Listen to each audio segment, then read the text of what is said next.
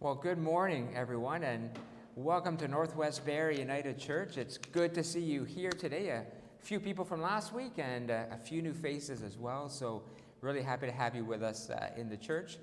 And I wanted to say too, if you're coming out and feel comfortable, tell your friends, and maybe we can grow our numbers a little bit here as well.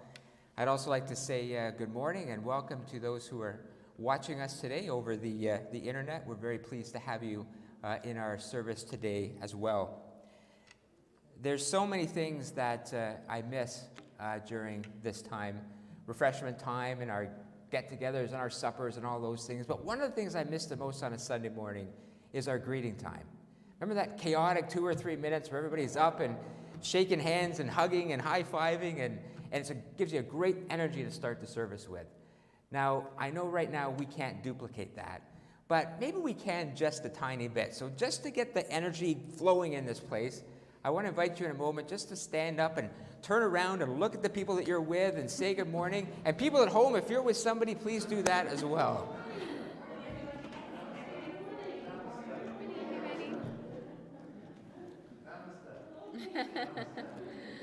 Morning. Okay, not quite the same, but it was a good effort. So if we build our numbers, that's going to get even more exciting as we go along. To begin, I'd like to share the announcements and celebrations for today. Just one announcement, and I would like to wish Jack Robson a very happy birthday. He is turning 79 this weekend. We all know Jack. Heard an interesting story about his birth from Julie, who was here yesterday. Said he was born on his couch in a farmhouse 79 years ago. Said the doctor told his dad to go and get some milk from the cow to bring back, and by the time he got back, he had been born. So a different time, but happy birthday to Jack. In terms of announcements, please note that our outreach campaign for October is continuing. We are collecting non-perishable food items for the Georgian College Foot Locker, and we do have a bin at the front of the church. And if you'd like to make a donation, you're welcome to do so. And thank you to everyone who's done that so far. For the next two announcements, we're going to watch them on the screen. Good morning, Northwest peeps. It's been a while since I've been at the pulpit saying an announcement, but it feels great to be here. My name is Christopher, and I'm a member of the youth group. I have two events I would love to tell you about. First, it's that time of year again. The youth group is looking for leaves to rake. We will come to your home on Sunday, October 25th, after the service, to rake and bag your leaves, or acorns, or pine cones, or anything else you have laying around. But within reason, of course. Children do not apply. To sign up, please email Sharon or call the church office. Second, on October 31st, we are inviting all the children, youth, and parents to parade on over to the church and dress up in your Halloween costume for some games and goodies. More details will be in the Northwest News next Thursday. If you don't receive our weekly e-newsletter, please contact the office to be added to the list. Well, that's it for me. Hope to see you real soon. Peace. That was Chris Delinardo. So Chris, good job. Finally, we did have a service here yesterday to remember and to celebrate the life of Norma Fraser, who passed away here in the spring. Norma and Bill were such an important part of this church, almost since the very first day of this church. Norma served here in so many ways, selling tickets, making food. She was the secretary for our board and the UCW, and she knit dozens of prayer blankets as part of the Stitch and Chat group. I know she will be remembered very fondly here. And then this Wednesday at 2 p.m., we are having a service to remember another member of our church who passed away in the spring, and that's Stan Brownlee. And there are still spots available for people in the church to come out and be present at that service. If you would like to attend, just call the church office, and we'll make sure we book your spot. Again, that is Wednesday at 2 p.m. Let's begin our service now with our call to worship. You'll see it on the screen, or at home. You should see it on your screen there. In this season of color, we give thanks for what is good and beautiful around us.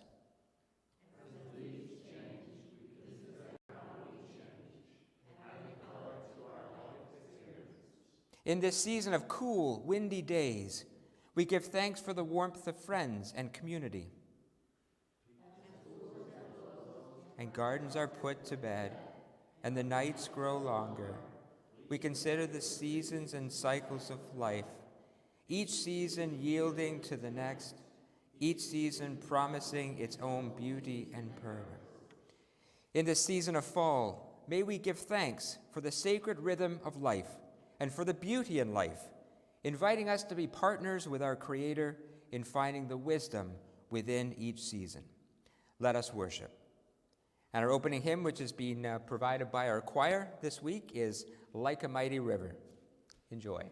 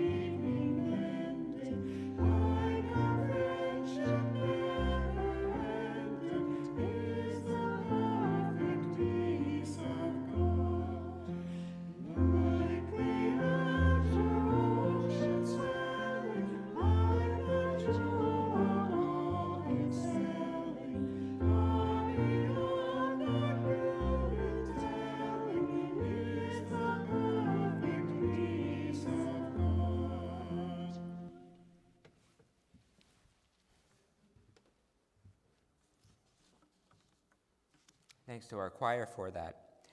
I invite you now to join me in our prayer of approach, and let us offer this prayer together. Great and loving God, for this day and each day we thank you. In the generosity you show us each day, in beauty that can't be measured, in simple kindnesses that are pure gold, in forgiveness and newness that are unending, you make us rich. Help us always to follow your lead, to create without counting the cost, to trust and share and to rejoice. Give us outrageous faith, God, the kind that moves mountains and makes a difference to our neighbors. May we worship today with joy. We've really been appreciating Lori leading our singing today, and we get a double dose because she's also doing our special music today. So we invite you to watch the screen.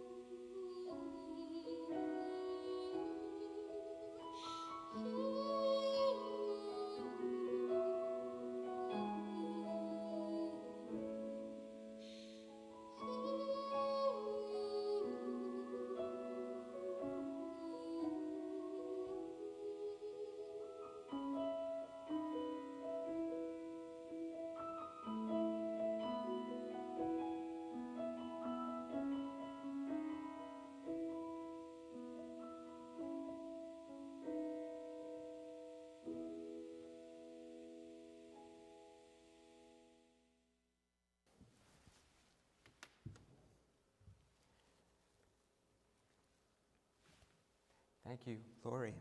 And thank you, Amanda.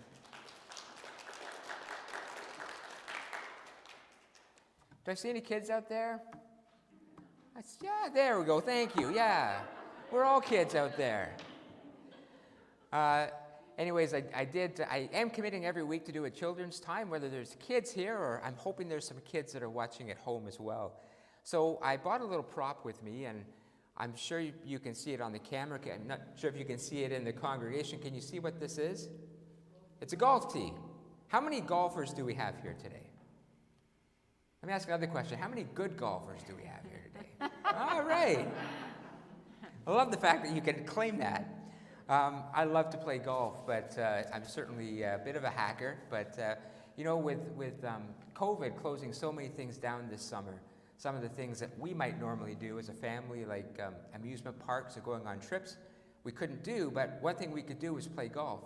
So I've never played so much golf as I played this summer. In fact, I think I'm going out this afternoon as well, if it doesn't rain.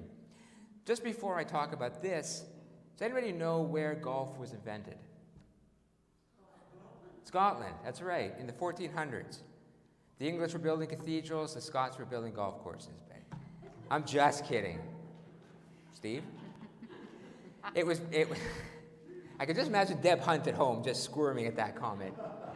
Anyway, it's a very old game. And when golf originally was played, the ball was always hit, of course, from the ground.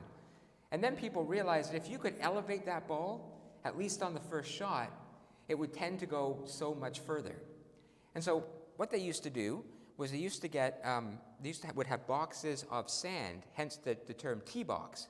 They would have boxes of sand. Golfers would get a handful of sand, they'd build up a little mountain, put the ball on top of the mountain, and then that would be their tee. And they would do that at every single hole. Well, you can imagine that worked at some level, but you get your hands dirty and you'd have to put more sand in there. It wasn't great. So some people tried to come up with better ways to elevate the golf ball. At first, they used the corks from bottles, but they would find that those would blow away.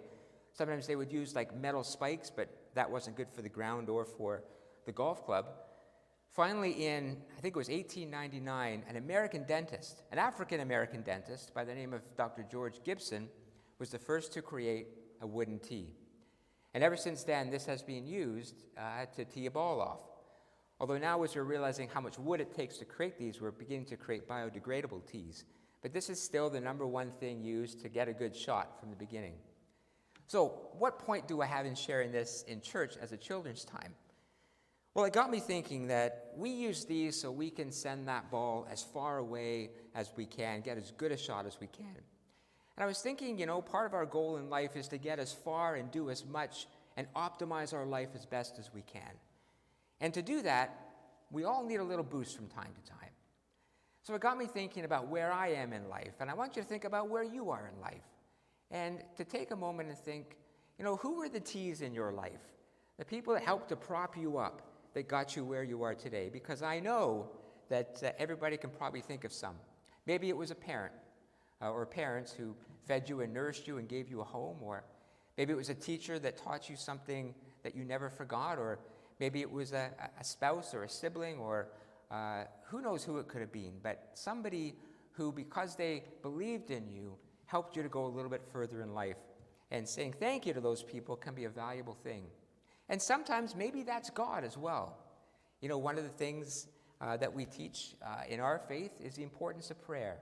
Sometimes taking a moment every day for prayer, just to ask God for strength or for peace or for resilience or for whatever we need. It's kind of like setting up on that little tee, and that can help us to go further as well. So that's it this morning. I just want to invite you to think about your life, and to all the boys and girls watching at home, think about who has helped you to go a little further in life, and maybe take a moment, if you can, to say thank you to those people. Amen. We're going to sing our next hymn, or listen to our next hymn. My theme today is calmness and quietness, so our next hymn goes really well with that. It's called Come and Find the Quiet Center.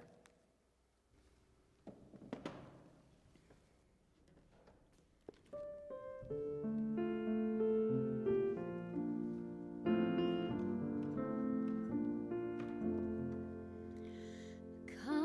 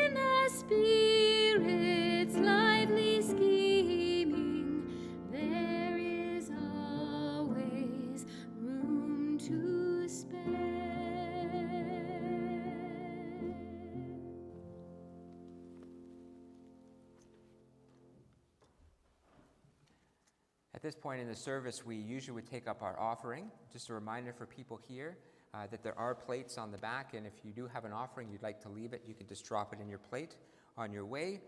And I would like to continue to thank everybody who is supporting our church through this time. We really, really appreciate it.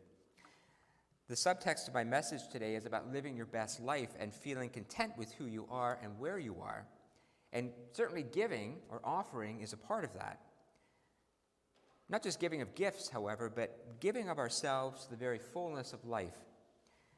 So I recently came across a piece of writing by a guy called Roy Bennett, who wrote a book called The Light in the Heart. It's called Don't Just. And I think it's a great doorway that opens to the fullness of being.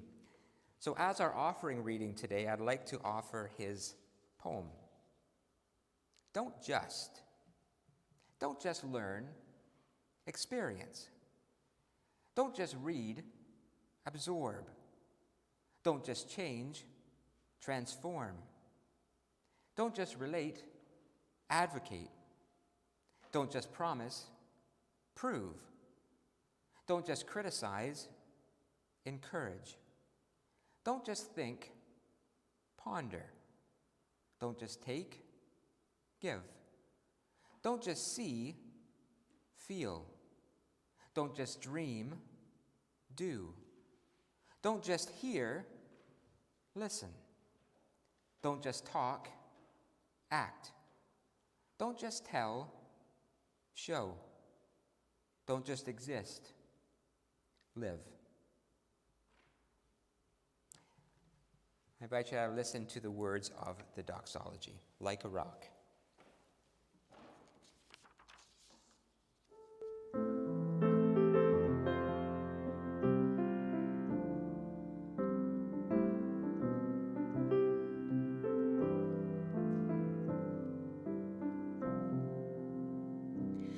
Like a rock, God is under our feet. Like the starry night sky, God is over our head. Like the sun on the horizon, God is ever before. Like the river runs to ocean, our home is in God evermore.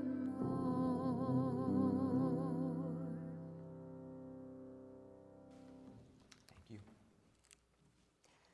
So the Bible reading that I'd like to base my message on today is the shortest psalm in the entire Bible.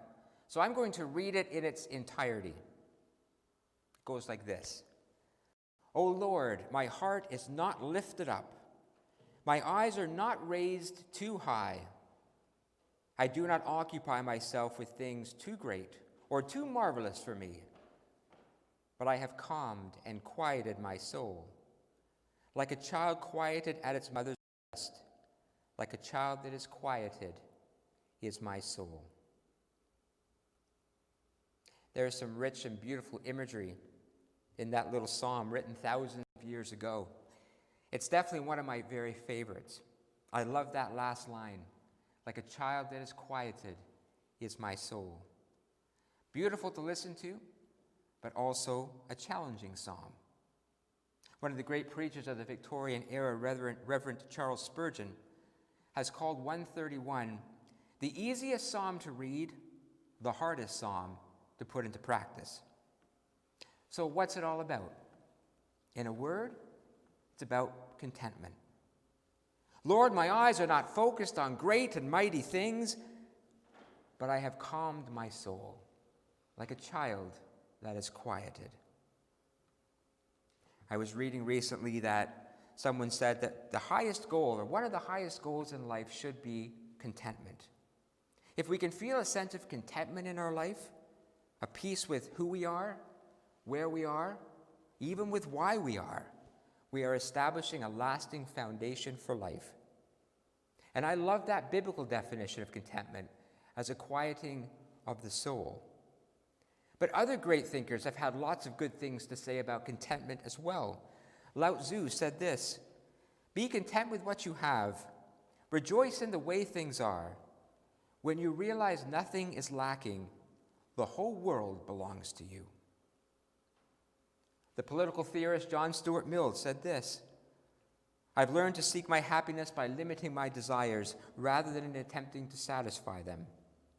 Buddha: "Health is the greatest gift, faithfulness the best relationship, contentment the greatest wealth." And that wonderful cartoonist and philosopher Charles Schulz, of Charlie Brown fame, once said this: "Learn from yesterday, live for today, look to tomorrow, but this afternoon, just rest." Those are all great definitions of the contented life. But I think my favorite definition of contentment is not in words, it's a picture. I've referred to it often. It's the painting of a storm, angry clouds above, releasing torrents of rain and thunderbolts.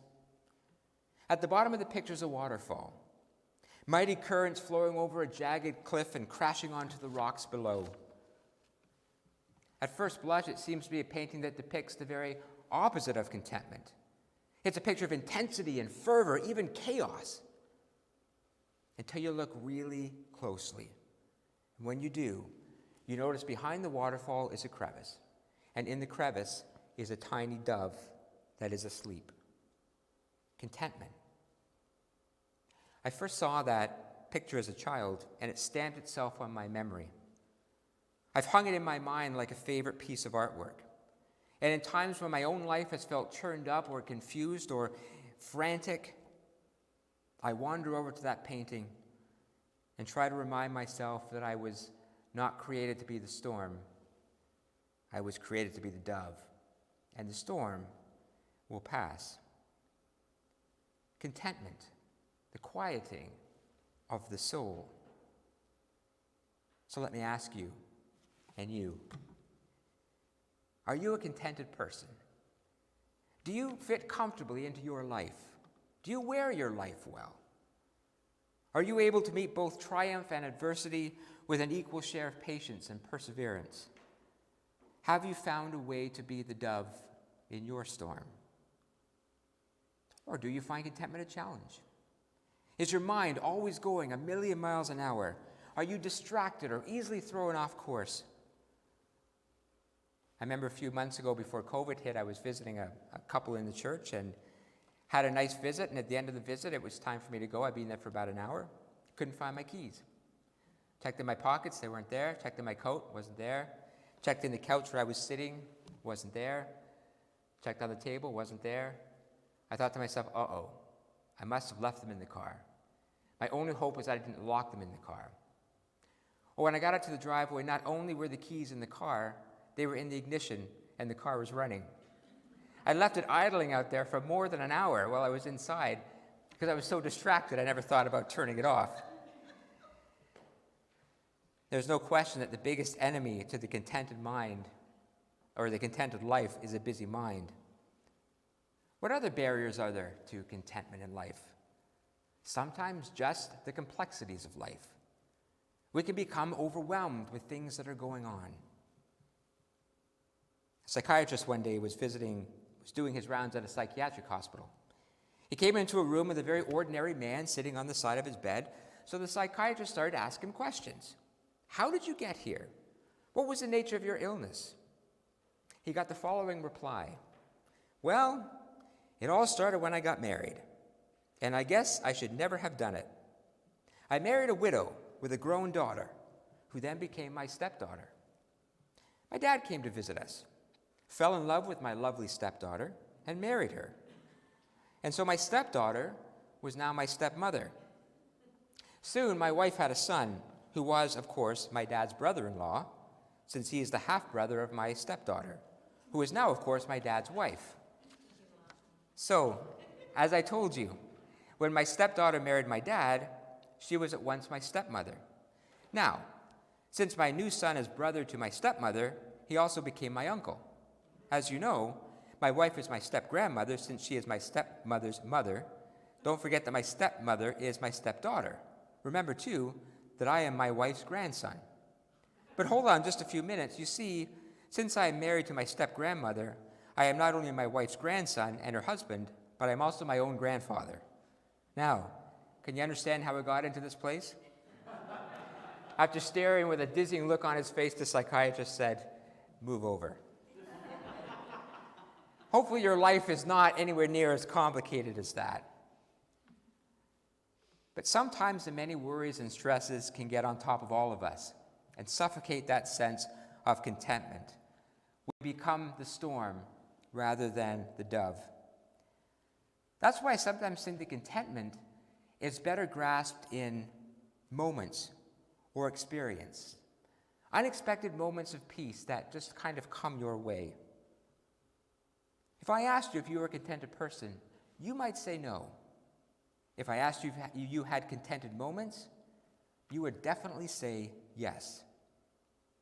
The theologian Marcus Borg called contented moments the thinning of the veil. In other words, he said in those moments when we feel at peace, it's like the veil between one reality and another thins enough that we get a sense that there's something more around us. It can give us a sense of deep peace. Have you ever had a moment like that? Maybe watching something beautiful, or who knows where it was. The thinning of the veil. I also call those there is a God moment, when you just know that there's more to life than we know. I've had a few in my life, just a few. Kind of like that picture of the dove, those pictures hang in the gallery of my mind. I've never forgotten them. For example, I still remember shortly after my daughter, who's now 21, was born. It was an August day, 1999. She was a month old. I was sitting on my porch. It was a beautiful summer's day. She was nestled right up against me. I was reading a book. It was a beautiful moment, just a moment of complete peace, a moment when I suddenly felt like I was held in the hands of something greater than myself.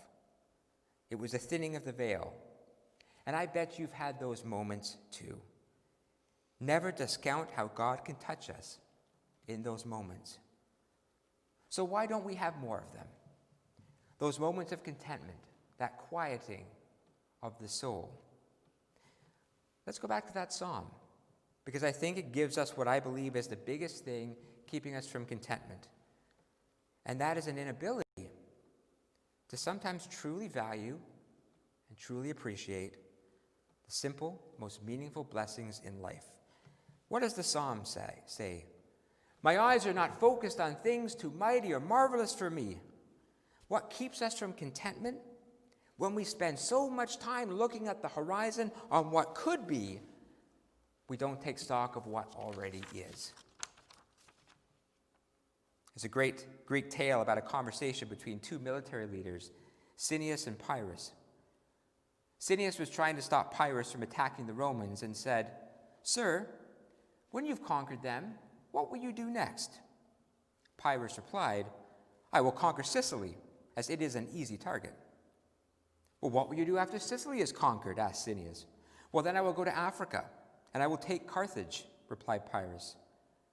"And after you've conquered all this, what will you do then?" persisted Cineas.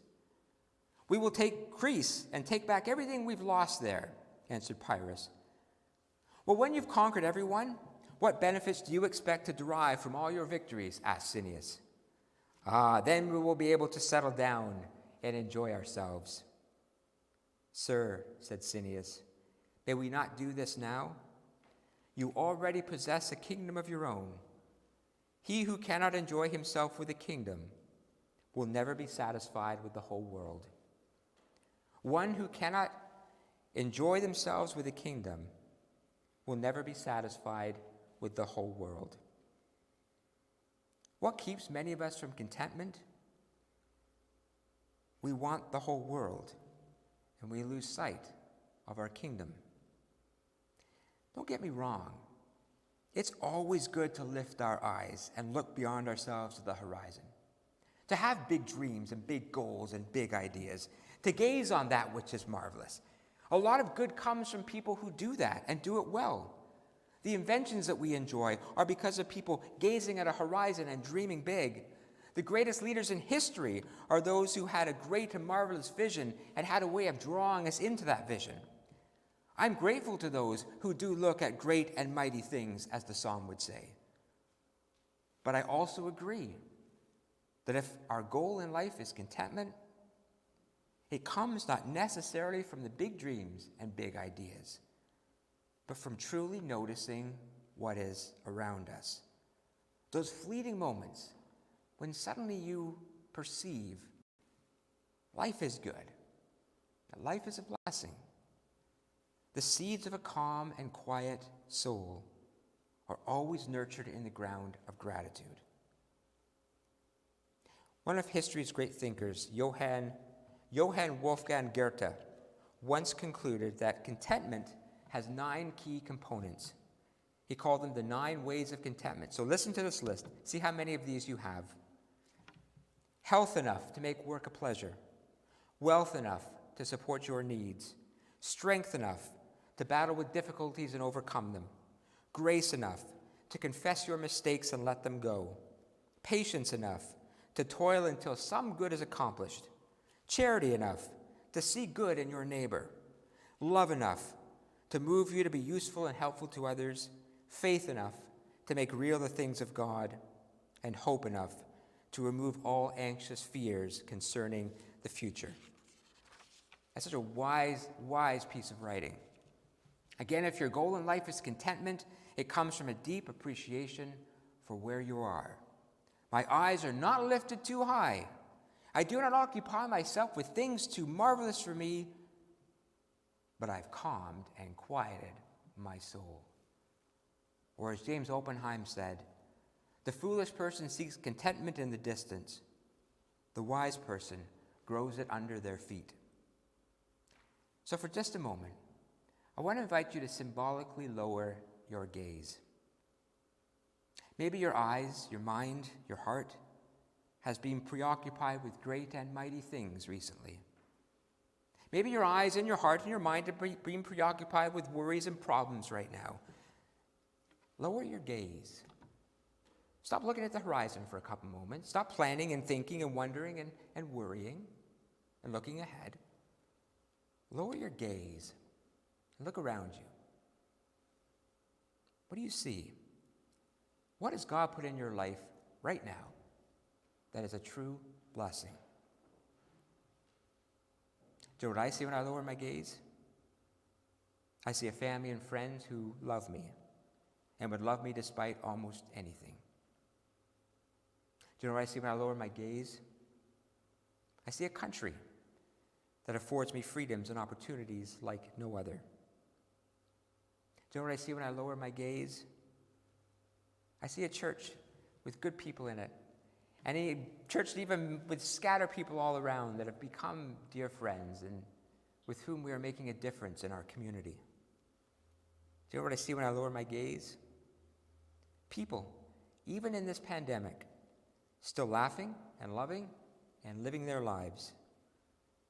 Do you know what I see when I lower my gaze? I see a season that is brimming with hope and promise and beauty and color.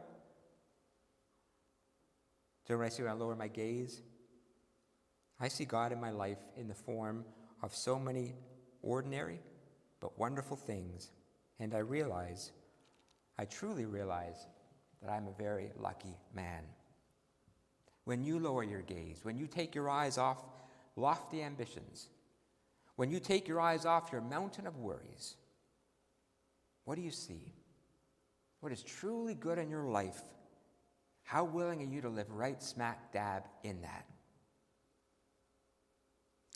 Okay, enough preaching. I want to tell you a story just for the little bit of time I have left today. It's a true story about contentment and perseverance, and see if you know who the story is about.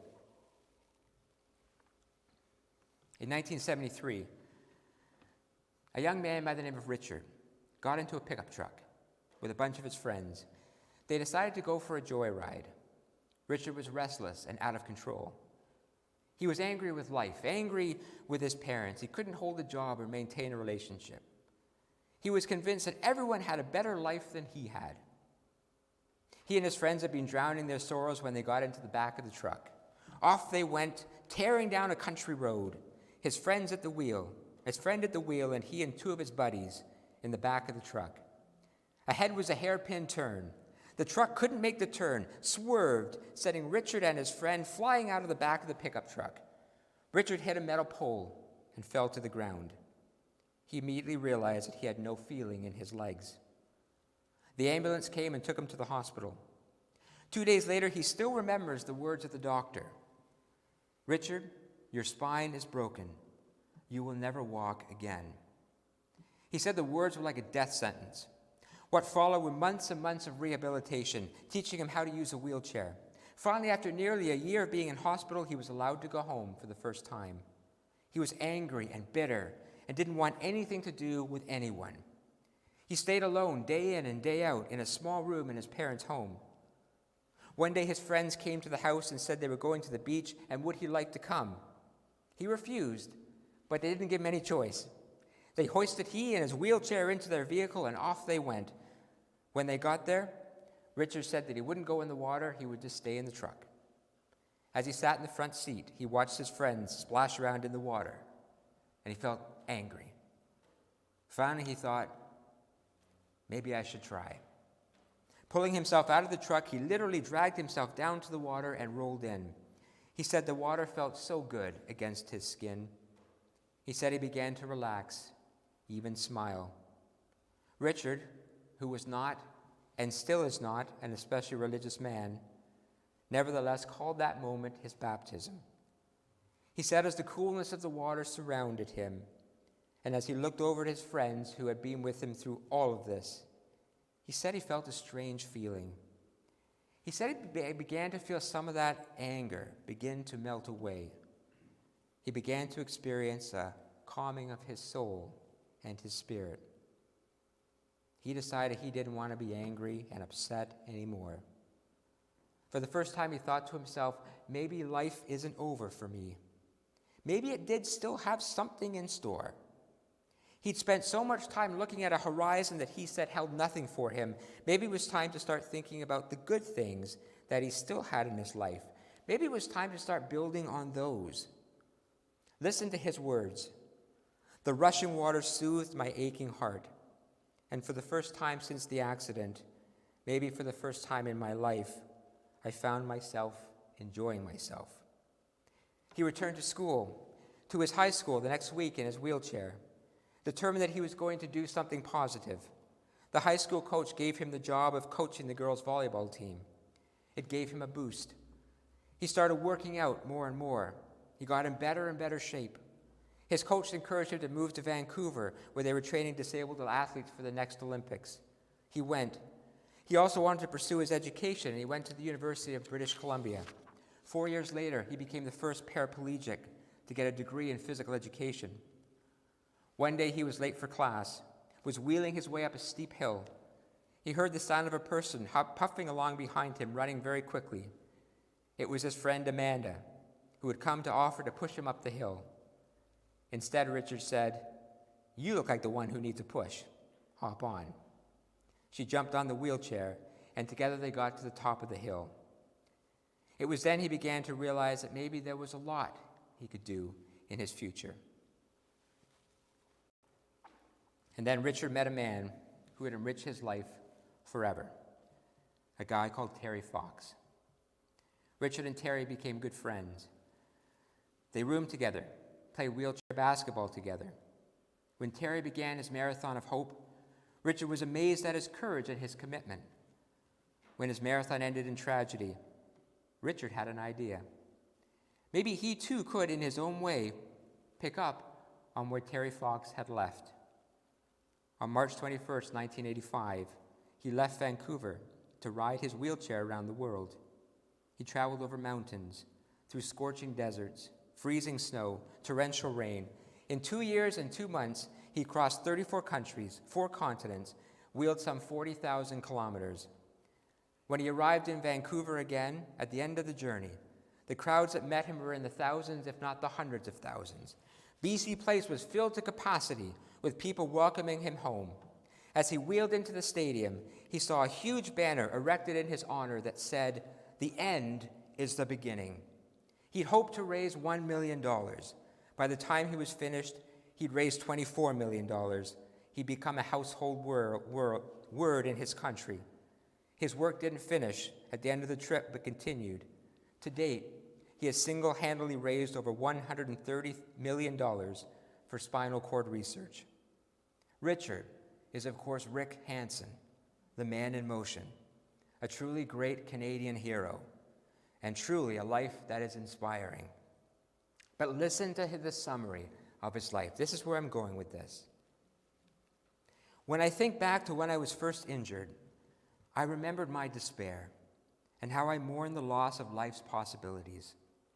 But today, I am a different person. My accident helped to realize that life is a precious gift, whatever life you may have.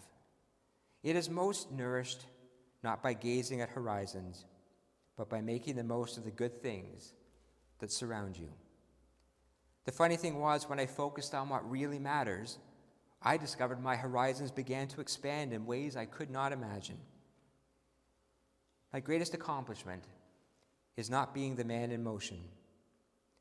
My greatest accomplishment is in being a good husband to Amanda, a father to 3 beautiful daughters, and finding the will to appreciate every moment in life. When I had my accident, I thought my life was done. I now realize it was just beginning. The only thing that was done was being bitter and angry and resentful. I'm determined to live, however much of my life that is left, with deep gratitude for the ordinary gifts of each and every moment. Sometimes contentment is summarized by a quote, sometimes by a picture, and sometimes by someone's life. It's great to have big dreams and to look on distant horizons. But I think often to make those dreams come true, it's good to lower our gaze, look around us, to the blessings God has given each of us in the ordinary moments, often through the people who mean the most to us. And remember, friends, you were created to be the dove, not the storm. O Lord, my heart is not lifted up. My eyes are not raised too high. I do not occupy myself with things too great or too marvelous for me. But I have calmed and quieted my soul, like a child quieted at its mother's breast, like a child that is quieted is my soul. Amen.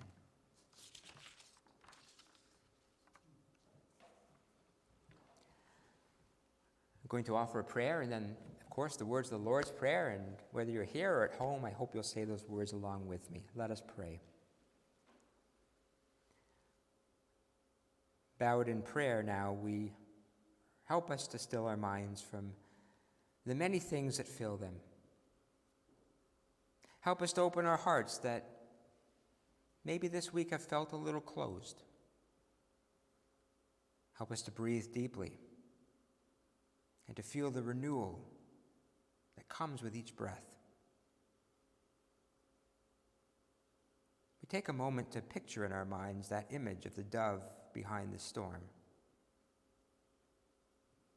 And we think about what the storm may mean to us. What, if anything, has unnerved us or unsettled us this week? What has clashed or crashed in us like thunder? What has brought tears like rain? Has there been darkness or something that has threatened our sense of peace? Now gently remind us, God, that we are not that storm. That is outside of us. It was never meant to be inside of us. So help us to let go of that storm, to let it pass over. And now picture the dove that peacefully sleeps, content in its place away from the storm, aware of it, but not part of it. The dove is us.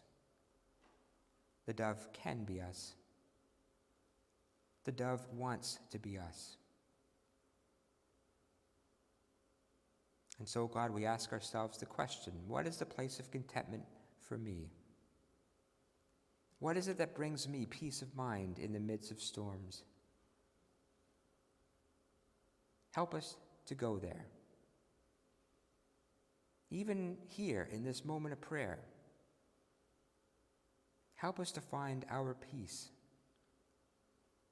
to settle ourselves into that which brings comfort and contentment while the storm passes over. For that is where our hearts long and need to be. God, hold us this week in love. Keep our spirits and our hearts in a place of peace. And hear us now as we take a moment again in quiet prayer, just to offer the prayers that we are thinking of today and the people that we are thinking of today.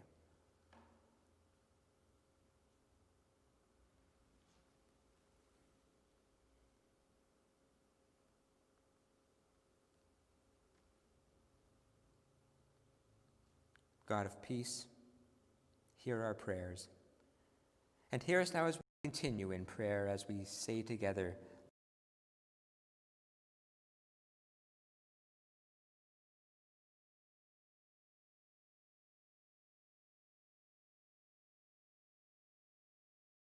our daily bread, and forgive us our trespasses, as we forgive those who trespass against us. And lead us not into temptation, but deliver us from evil. For thine is the kingdom, the power, and the glory, forever and ever. Amen. Our closing hymn today is I Heard the Voice of Jesus Say. Again, I invite you to listen.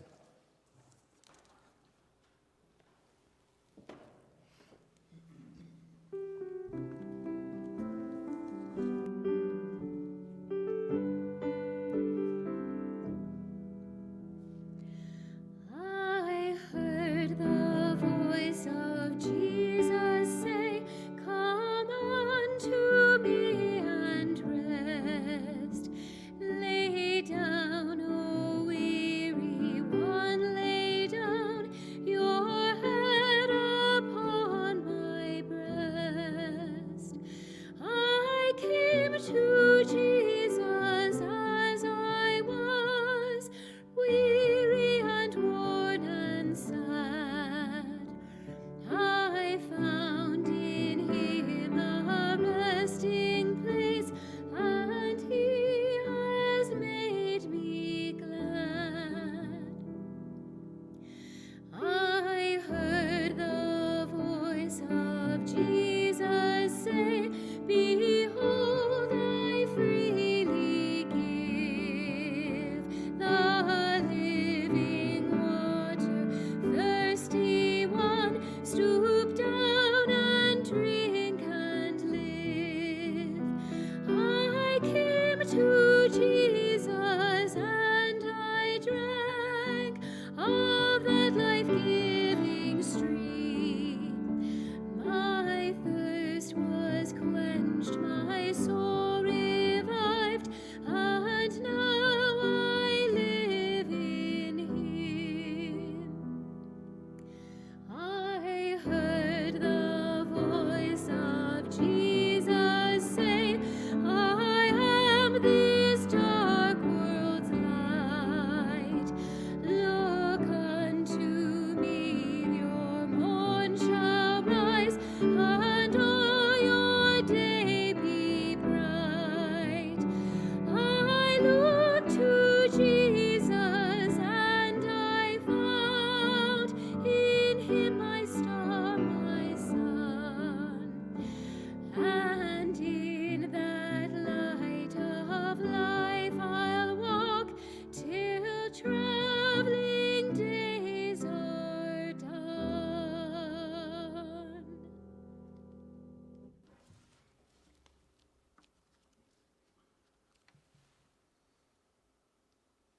I invite you now to stand for the benediction. There it is.